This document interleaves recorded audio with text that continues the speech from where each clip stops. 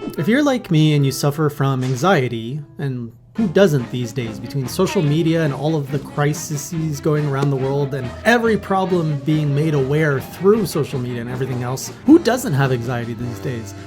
I've got a game for you, Powerwash Simulator. Welcome back, classy crew, to a Hey J review, where I've got an interesting game I wanted to share with all of you called Powerwash Simulator, and you've probably heard of it because it's been around for a few years now, and it's been pretty popular because it looks like such a monotone game. And I finally got to play it. I downloaded it a few days ago as I was looking for a game to just turn my mind off. And I found this game has been so therapeutic for me, and I know it's been therapeutic for a bunch of other people. So in case you weren't aware of this game, I wanted to put it on your radar. It's as good as I had hoped for. Now, talking about anxiety, I mean, it's a deep topic, and I'm by no means an anxiety expert. I do experience anxiety, but we all, I think, experience anxiety from different perspectives. To me, I haven't been diagnosed with anything, but anxiety has played a major part in my life where it has impacted me in the way that it makes me feel, in the way it hasn't really prevented me from doing anything in life, but it definitely does impact me. I think some people refer to that as high performance anxiety or something like that. Anyways, it's a disgusting feeling. I hate feeling it, and I'm always looking for ways to kind of get rid of it. And when I feel that way, I find not every form of escapism works well for me. So the last few days, outside of streams, for example, I can't find a game that I can really just let myself go into because for whatever reason my mind just doesn't want to take on like an adventure game, a game that requires like a lot of thinking or anything like that. Even watching a show or anything like that, I just can't get myself to want to do anything related to those mediums. And like I'm going through my Steam library and I'm like, what can I do? What can I play? And nothing really strikes out at me. And this happened to me really bad when the pandemic hit. And I think it hit a lot of us when we were all pretty much locked in. We didn't know what was going to happen with the world. And there was just a bunch of scary news out there. And it's like, oh my God, there's a virus going around. We're all going to turn into zombies or die or something like that. When the pandemic hit, Animal Crossing was a game that I think a lot of people went to escape the dreadful real world and deal with their anxiety. And I was, it was my first Animal Crossing too, so I used Animal Crossing to do that. And there's another show I used that was recommended to me on Netflix called Midnight Diner, which is a fantastic little show that comes out of Japan. And it's pretty much about all of these little stories that happen at a diner, and every episode is different about new patrons coming to the diner and just sharing their stories, and you learn a little bit more about the people that visit the diner. It's really wholesome. I really recommend it. So when I'm looking for another game like Animal Crossing, I'm over that. I no longer have a Netflix subscription, so I'm looking for new games.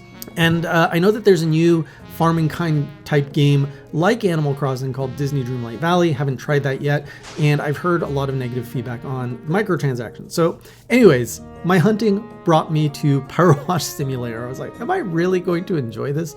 I do enjoy like games in cleaning, like Paper Mario Color Splash, I think. Despite the game getting bad reviews, I actually love like painting in all the white space in that game. Any game that's about restoring stuff, I love. And that's why I love like even a Monster Hunter when you're building out the farm. Any kind of form of progress and restoring is just so therapeutic to me. So I'm like, all right, maybe this game is the one for me. So right away, when you boot the game, it doesn't overburden you with story or anything. It's just like, here's a car. It's full of garbage on it. Here's your power washer. Go and clean it. And then as you're cleaning, you're learning the controls because it's teaching you.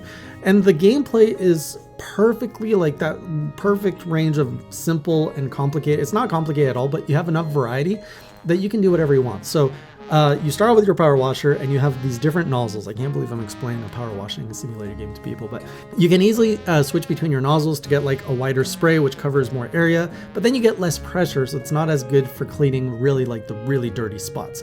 So you have to be careful as to where you, how much area you cover, how much pressure you want to put, depending on how fast you want to progress. And the great thing is it doesn't matter how fast you want to progress because there's no timer, there's no bonus.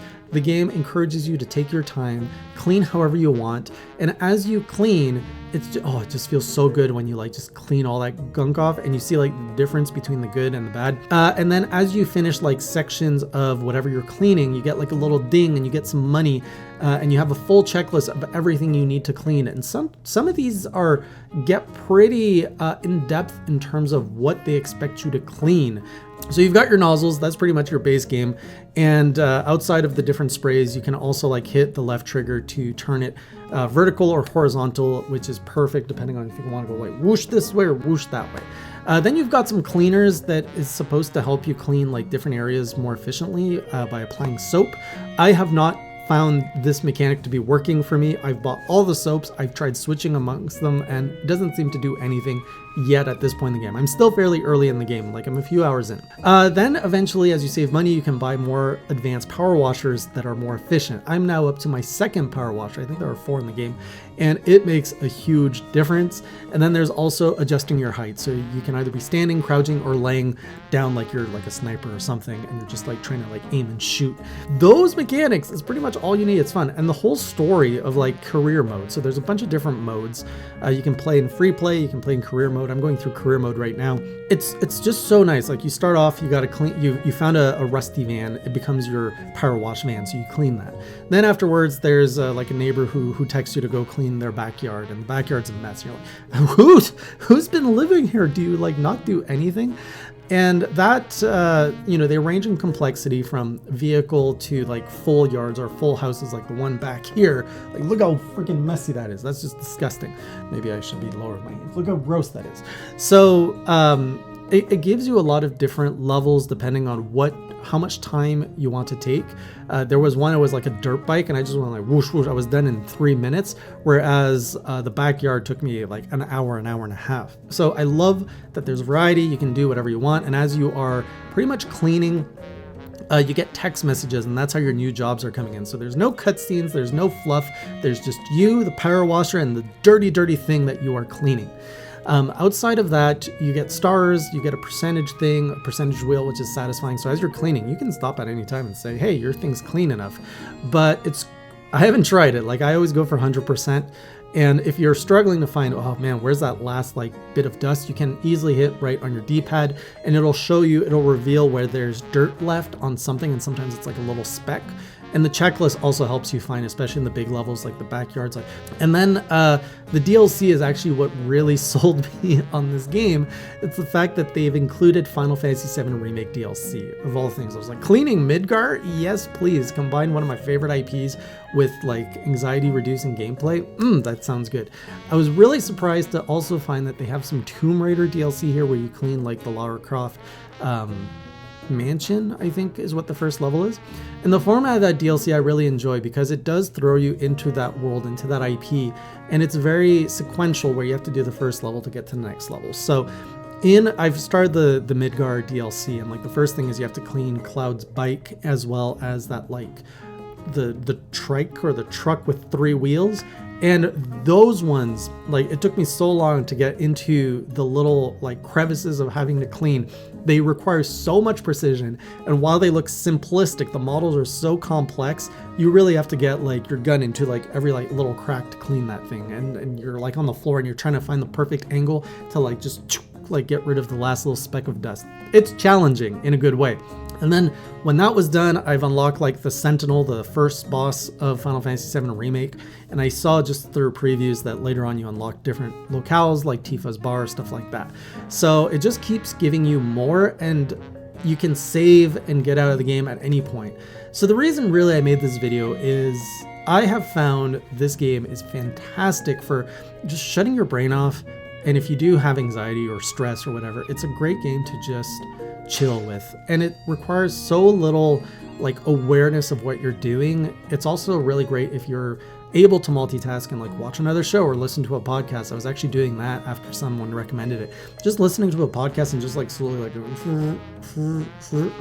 it's the perfect stuff. There's no music in the game, so you can also put in your own soundtrack. There are sound effects which get they can be calming depending. It's the water, it's pressured water against different surfaces. You can turn those off if you're lower them down if you're playing another game or stuff like that. But yeah, it's a great anxiety game. anxiety reducing game. And I'd love to learn, what do you play when you feel anxiety, or you just want to have something to like bring down the stress, just chill with? Do you have a go-to? Is there a game that was really good for you, like when the pandemic hit? Or is there anything that you're actively playing now that you would recommend? Let's make this comment section a great resource for anyone who's looking for games to reduce their anxiety. Thank you for watching. I'll see you on the next video, and until next time, keep it classy.